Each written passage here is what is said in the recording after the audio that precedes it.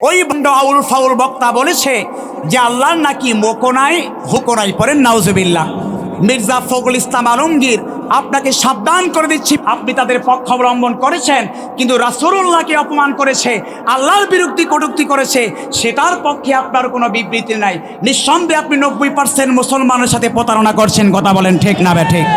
আমার রাসূলুল্লাহর শানে ওই বাউল ফাউল শিল্পী যে দৃষ্টতা দেখিয়েছে, এই দৃষ্টতার কারণে আমি সরকার মহোদয়কে দাবি জানাচ্ছি অচিরেই তাকে ফাঁসির দণ্ডে দণ্ডিত করতে হবে। আমরা মুসলমান জীবনের সব ত্যাগ করতে পারি কিন্তু রাসূলুল্লাহর চরিত্র নিয়ে কালিমা লেপন করা হবে, আমার আল্লাহর শান মান ইজ্জত নিয়ে ছিনিমিনি খেলা হবে, আমি মুসলমান কঠিনকালেও বরদাস্ত করতে পারি না। কথা বলেন ঠিক না ঠিক?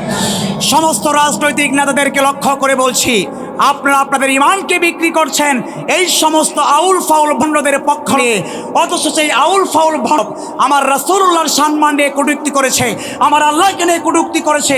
সুতরাং তাদের পক্ষ অবলম্বন করে আপনারা যেই সুখ দেখছেন, যেই পথ অবলম্বন করার চেষ্টা করছেন, এটা কশ্চিনকালেও বাংলার জমিনে সফল হবে না। কথা বলে বাউল আবুল সরকার বলছে এক আল্লাহর মুখে এত কথা, সুতরাং ওই আল্লাহর কি মুখ না হোক, করেন নাউজুবিল্লাহ।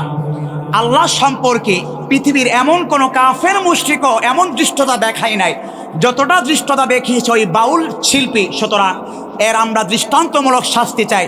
এই সমস্ত বাউল ফাউল শিল্পীরা স্টেজে বসিয়া বসিয়া সরল মোলা মুসলমানদের ইমানকে এমনভাবে নষ্ট করছে যেটা একজন কাফের মুশরিকরাও সেই পায়ে তারা করছে না। তারা স্টেজে বসে বসে কি করে বলে নারী পুরুষের কোনো অবাধ মিলামেশা, এটা আমাদের শরীয়তের দৃষ্টিতে জায়েজ, সুতরাং পর্দা পশিদার দরকার নাই। এই জন্য দেখবেন লালন ফাউন এই ভণ্ড দরবারে গিয়ে তারা পুরুষ নারী অবাধে মিলামেশা করছে, বলে কি আমরা মানবতার ধর্মই হচ্ছে সবচাইতে বড় ধর্ম।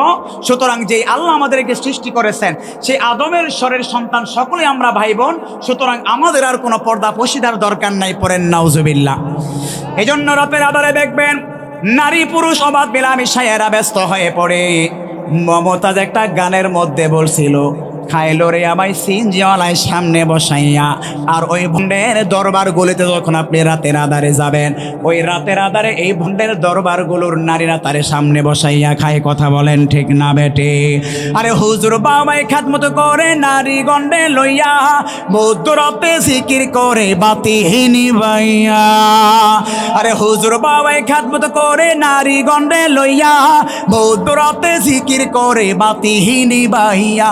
ও ভাই এসব হইল আউল ফাউল, ও ভাই এসব হইল আউল ফাউল ভণ্ড পীরের দরবারে মানুষ দেখতে চল হরে ভাই জাদুঘরে যাই সবাই। হায় রে সাদের দুনিয়ায় মানুষ দেখতে চলো ভাই, মানুষ দেখতে চল হরে ভাই জাদুঘরে যাই সবাই। সুতরাং এই আউল ফাউল ভণ্ড শিল্পীগুলো গানের মাধ্যমে, তারা তাদের সিলসিলার মাধ্যমে লালন সঙ্গীতের নাম দিয়ে সরল মোনা মুসলমানদের বিরুদ্ধে যে ষড়যন্ত্র করে যাচ্ছে, আমাদের সকলকে এই বিষয়ে সতর্ক থাকতে হবে। পৃথিবীর এই সমস্ত আউল ফাউল ইমান বিধ্বংসী লালনের পক্ষে কথা বলছে, আগামীর বাংলাদেশের নির্বাচনে এদেরকে মুসলমান আমরা লাল কার্ড দেখিয়ে দিব। কথা বলেন ঠিক না বেঠে? আফসোস পরিতাপ নিয়ে বলতে হচ্ছে 90% মুসলমানের দেশে, যেখানে রাষ্ট্রপ্রধান একজন মুসলমান, যেখানে বিরোধী দলীয় প্রধান একজন মুসলমান, সেখানে তারা মুসলমানদের পক্ষ অবলম্বন না করে তারা দেখতে পেলাম তারা সেই বাউলদের পক্ষ নিয়ে বিবৃতি দিয়েছে।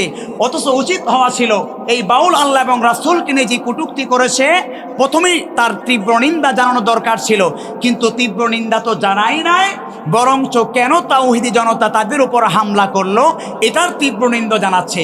কিন্তু যেই কারণে হামলাটা হলো, যেই পরিস্থিতির কারণে হামলা হলো, এটার জন্য কশ্চিনকালেও মুসলমানরা দায়ী না, এদেশের আলেম ওলামারা দায়ী না। কারণ প্রত্যেকটা সময় প্রশাসন ইসলামিক কোনো আন্দোলন হলেই দেখবেন পাশাপাশি গ্রুপ যখন ঝগড়া লাগার সম্ভাবনা হয়, তারা অটোমেটিক ঝগড়া লাগিয়ে দেয়। এই মেসেজটুকু দিতে চায় যে ইসলামিক গ্রুপই হচ্ছে উগ্রবাদী জঙ্গিবাদী। অথচ দেখবেন এরা চাইলে কিন্তু পারতো, দুই গ্রুপ যখন একসাথে হয়েছে, প্রশাসনের যদি আন্তরিকতা থাকতো, প্রশাসন আগ থেকেই চাইলে পারতো দুই গ্রুপকে পৃথক পৃথক করে দিয়ে তারা এই ঝগড়া থেকেই বিরত রাখতে পারতো। প্রশাসন সেটা না করে এক গ্রুপ আরেক গ্রুপের সওয়ার করে দিল। স্বাভাবিক যখন কর্মীরা মিছিল মিটিং করে শরীরে একটু ভাব চলেই আসে, আর ওই ভাব অবস্থায় যদি বিরোধী দল থাকে তাহলে তো একজনের উপর আরেকজন মারপিট শুরু হবে। এটাই তো নিয়ম, ঠিক না ব্যাঠে? সুপরিকল্পিতভাবে প্রশাসনের ব্যত্যয়ের মধ্য দিয়ে সেখানে ঘটনা ঘটলো, আর এই ঘটনার মধ্য দিয়ে এই ঘটনাটা কেন ঘটলো? আল্লাহ রাসূলকে অবমাননার কারণেই তো, ঠিক না বেঠিক? সেটার তীব্র প্রতিবাদ না জানিয়ে কেন হামলাটা অনাকাঙ্ক্ষিত ঘটলো এটার তীব্র নিন্দা জানাচ্ছি। যারা তীব্র নিন্দা জানায় এরাও মুসলমান, যারা এই ঘটনা ঘটিয়েছে তারাও মুসলমান। এজন্য আমাদের খুব সাবধান সচেতন থাকতে হবে। কখনো ওয়াশিংটনের কাছে আমাদের মাথা বিক্রি করা হয়, কখনো আবার সেই দিল্লির কাছে মাথা বিক্রি করা হয়। আর সুযোগ দেওয়া যাবে না এই সমস্ত রাজনীতিবিদদেরকে। আমাদের সচেতন সাবধান থাকতে হবে। যারা আল্লাহ এবং রাসূলের বিরুদ্ধে কটূক্তি করেছে, যেই দল থেকে তীব্র নিন্দা জানাতে পারে না, বরঞ্চ ওই বাউল সরকারের পক্ষে যারা স্লোগান দেয় এবং তার বিবৃতি দেয়, সুতরাং এদের ব্যাপারে আমাদের সাবধান সচেতন থাকতে হবে।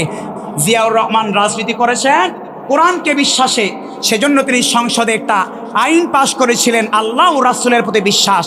বিসমিল্লাহর মধ্য দিয়ে তিনি 4 মূলনীতির একটা মূলনীতি তিনি গ্রহণ করেছিলেন। সেম একইভাবে তার স্ত্রী খালেদা জিয়া, তার সাথেও আলেম ওলামাদের সম্পর্ক ছিল। কিন্তু এই মহাসচিব যেই সমস্ত উদ্ভট বক্তব্য দেয়, এর মধ্য দিয়ে আমার বিশ্বাস প্রতিদিন জিয়াউর রহমান এবং তাদের রাজনৈতিক আইডিওলজি গ্রহণ করে যে ভক্তবিন্দু ছিল, এই মহাসচিবের বক্তব্য শুনে দিন দিন তাদের ভোটার কমছে। কথা বলেন ঠিক না বেঠিক? সুতরাং সচেতন থাকতে হবে। বর্তমান জমাটা হচ্ছে বুদ্ধিভিত্তিক লড়াই।